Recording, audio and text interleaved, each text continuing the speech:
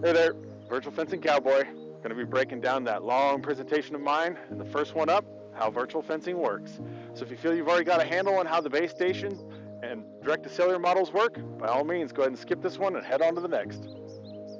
So there's basically two different versions of the system out there. The first is something they call a LoRa system, or you might hear it called the base station system. And there are three companies that are using base stations. There's eShepherd, there's Halter, and there's Vents. Base stations are used in areas where an entire property may not have cellular coverage. Usually it's poor or fair or only certain parts of the property where you have cellular coverage, and this is where LoRa comes into play because it essentially acts almost like a cellular network extender. And then you have a different system where every neckband talks to the cell towers independently, and there are no base stations. And you have to have good cellular coverage across the entire property to really be able to run the cellular system. And there's two companies that run cellular systems, which is eShepherd and NoFence. Something to note is that you can see that how eShepherd is on both of these systems, and a neckband is either a LoRa neckband or it's a cellular neckband. They do not play together on the same system. So now we're going to show a little bit of how each system works. Now I know this is showing eShepherd up in the left-hand corner, but for all the different companies, this is essentially how the cellular version works for both. So this would be for NoFence and eShepherd. And starting from right, going to the left, every neckband gets GPS signal from different satellites, and that's how they determine where they are and where they're going. It communicates that information to the cell tower directly through the cloud database, i.e. the internet, to your device, either a laptop or a phone. And then when you make virtual paddock updates or make any sort of changes, it then communicates that through the cloud database to the cell tower back to the animal. For the companies that are using base stations or LoRa base stations, it works essentially the same. The only difference is that the cell tower talks to the base station and the base station talks to the neckband. There is no direct communication between the neckband and the cell tower. That's really the only difference. So now we're going to dive a little bit into the neckband itself. Now, I'm going to really just be talking to eShepherd because that's what we use on our place, and it's what I've got the most data for. Every company has a slightly different neckband. Some will put the device up on top of the neck. Others, like eShepherd, will put it below the neck. For eShepherd, the animal must weigh at least 200 kg or 440 pounds. The neckband itself weighs just slightly over 5 pounds. It lasts typically about 7 days on a full charge. So that means if I were to get cloudy and not a speck of sunlight's making it through, it can run really about 7 days. And I've tested this pretty thoroughly. 7 days is quite accurate. When an animal encounters a virtual boundary, they'll hear a rising audio tone, and then they'll get a pulse or a shock. And this won't happen more than 3 rounds before essentially the system deems the animal has escaped. This is pretty universal among all the different brands, where they play an audio tone and then a pulse, and they're all typically about 3 rounds before it'll give up and say, hey, that animal is now escaped. For all these brands, once an animal has been deemed to have been escaped, they will all have to either come back on their own, or you would have to go out there and manually put them back into the virtual paddock yourself. It is not something that happens very often, but it can happen.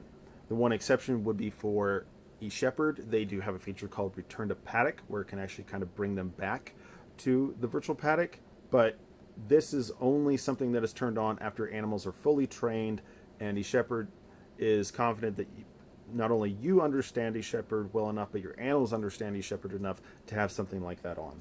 For all of these virtual fencing companies, when an animal interacts with a virtual boundary, it essentially acts as a one-way gate, which means that it will only try and prevent the animal from escaping.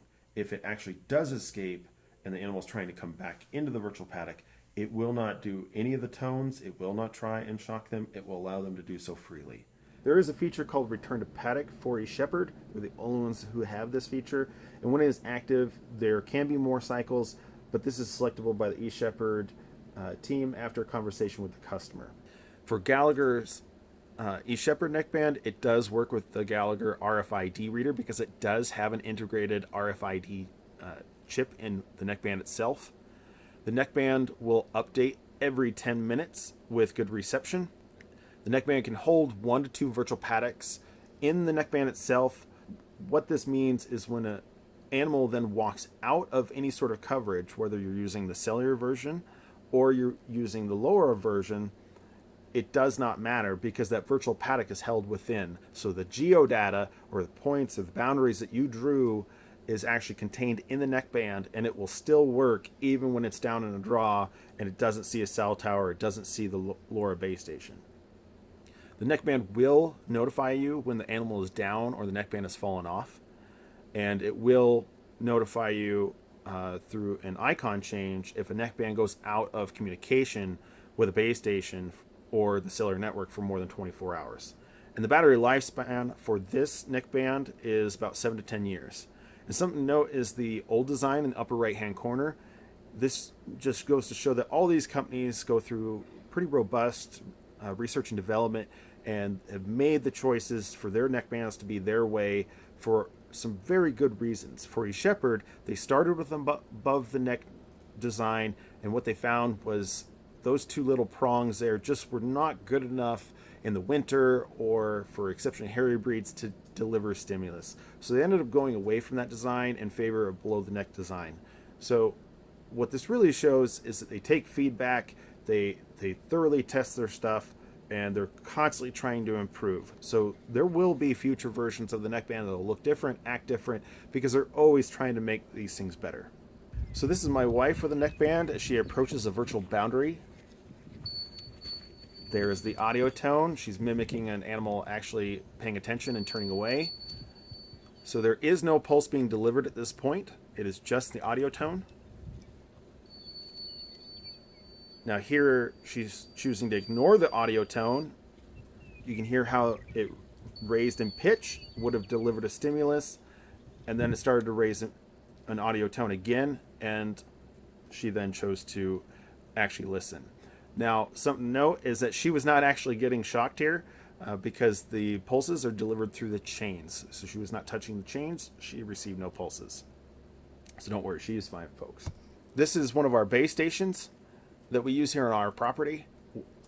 Range is about 2 to 4 miles on the average. It's solar powered. Our version is a little bit an older version. Any new customers wouldn't see this version, so we had to purchase our own batteries. But the newer versions, what they call a rack base station, it actually comes with an integrated battery in the base station itself. We installed the guide wires at our own cost because we do get quite high winds out here, and we really wanted to protect our investment. We also put up that poly fence around it, again, so that it discourages wildlife or calves or animals that may have lost a neckband from going and scratching on a quite expensive piece of equipment. You can make base stations mobile for eShepherd and vents, but you will void the warranty when you do this. It's just because they did not design these base stations to be bounced across the pasture, and Halter will not allow you to make them mobile.